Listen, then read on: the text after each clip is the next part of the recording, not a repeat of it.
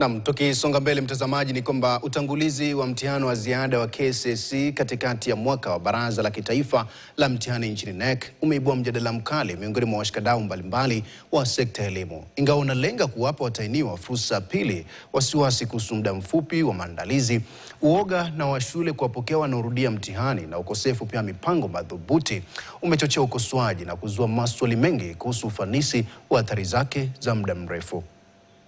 Baraza la Mtihani la Kenya NEC limekosolewa pakubwa na kukabiliwa na changamoto za kimkakati katika utekelezaji wa mtihani wa ziada wa KCSE wa katikati ya mwaka uliopangwa kufanya mwezi Julai.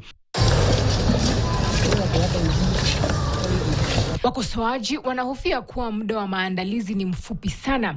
Profesa Egara Kabaji anasisitiza kuwa miezi 6 haitoshi kwa watahiniwa kujiandaa kikamilifu kwa mitihani wa ziada wa KCSE. Mtaalamu wa elimu Muthoni Ouko alionya kuwa shule huenda zikawa na tahadhari katika kuwasajili watahiniwa wanaorudia mtihani kutokana na wasiwasi kuhusu masuala ya nidhamu na athari kuwa wastani wa alama ya shule.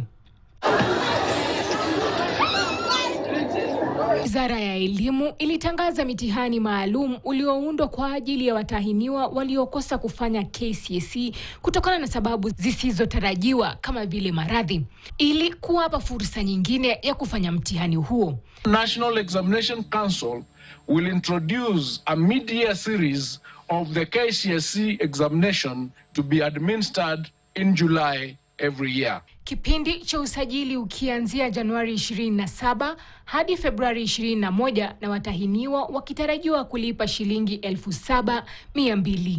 Ann Musungu, KTN.